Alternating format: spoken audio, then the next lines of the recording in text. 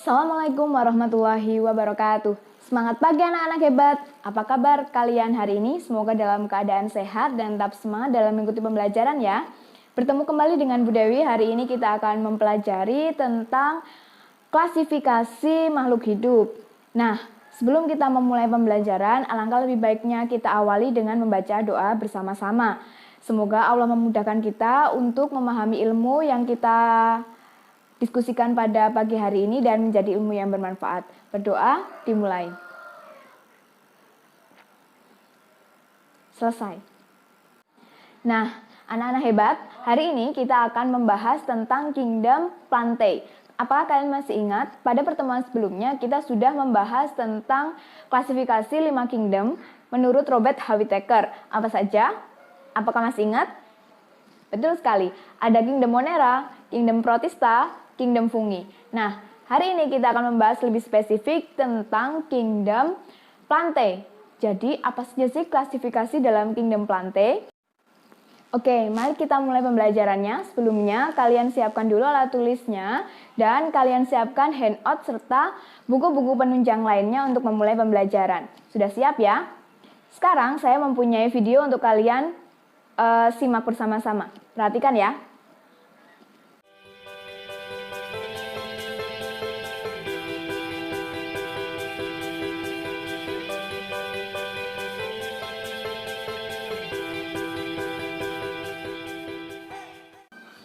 Coba kalian perhatikan tumbuhan yang ada di sekitar kalian.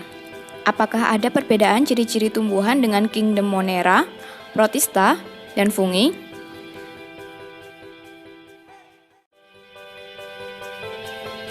Nah, setelah kalian melihat video itu, pasti akan muncul pertanyaan.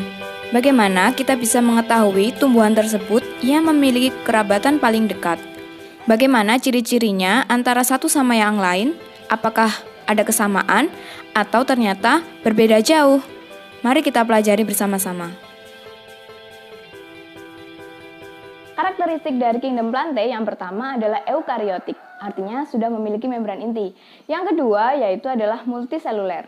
Yang ketiga, dapat membuat makanannya sendiri atau autotrof. Yang keempat adalah memiliki dinding sel. Yang kelima, memiliki klorofil sehingga dapat melakukan fotosintesis. Nah, bagaimana klasifikasi dari Kingdom Plantae? Secara garis besar, Plantae dibagi menjadi 2 kelompok besar, yaitu tumbuhan berpembuluh dan tidak berpembuluh. Tumbuhan berpembuluh artinya sudah memiliki berkas pengangkut, sedangkan tumbuhan tidak berpembuluh artinya belum memiliki berkas pengangkut. Yang pertama kita akan membahas tentang tumbuhan lumut atau Bryophyta. Apa sih karakteristik dari tumbuhan lumut? Yang pertama adalah eukariotik. Yang kedua, bersifat multiseluler. Yang ketiga, bersifat autotrof. Yang keempat, memiliki klorofil. Nah, dari klorofil inilah tumbuhan lumut dapat berfotosintesis sehingga dapat menghasilkan makanan sendiri. Dan yang terakhir, belum memiliki akar, batang, dan daun sejati.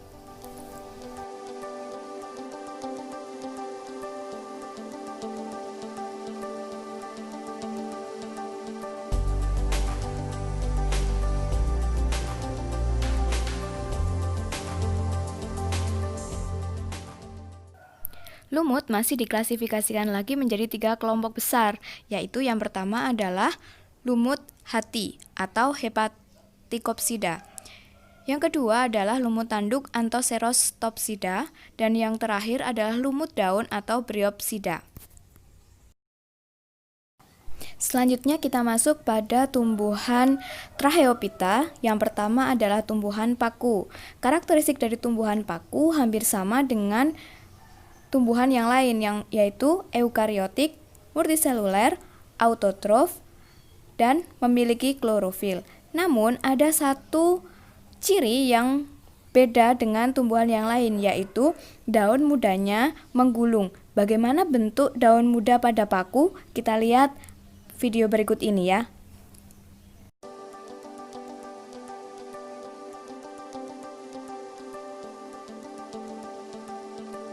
Nah, pasti akan muncul pertanyaan, lalu bagaimana paku berkembang biak? Paku berkembang biak dengan spora. Kalian lihat di video ini, itu adalah spora dari tumbuhan paku. Biasanya letaknya di bagian bawah, bagian daun.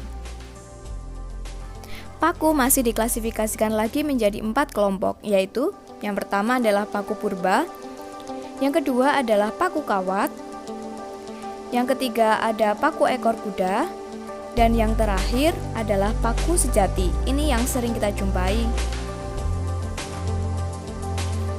Selanjutnya kita akan membahas tentang tumbuhan biji atau spermatopita. Tumbuhan biji dibagi menjadi 2 kelompok besar, yaitu ada Angiospermae dan Gymnospermae. Angiospermae merupakan tumbuhan berbiji tertutup.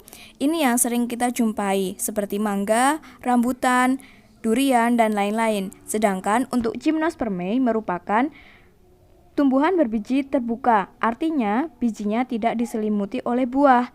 Seperti apa? Seperti melinjo. Apakah kalian pernah melihat melinjo? Karakteristik dari tumbuhan berbiji terbuka tentunya bijinya tidak ditutupi oleh bakal buah. Kemudian alat reproduksinya berupa strobilus. Dan selanjutnya, batangnya biasanya berukuran besar dan memiliki kambium. Akarnya bisa berupa akar tunggang maupun akar serabut. Nah, bagaimana kalian bisa membedakan antara tumbuhan berbiji terbuka dan tertutup? Kalian biasa memakan mangga, iya kan? Nah, ketika kalian makan mangga, bijinya tidak mungkin kalian makan dong. Nah, itulah yang disebut dengan buah yang kalian makan. Beda ketika kalian makan melinjo. Untuk Angiospermae atau tumbuhan berbiji tertutup, biasanya sering kita jumpai dalam kehidupan sehari-hari.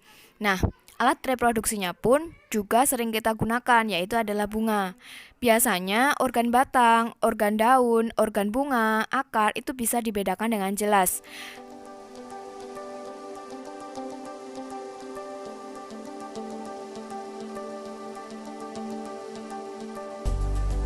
Kelompok Angiospermae masih dibagi menjadi 2 kelas besar, yaitu dikotil dan monokotil.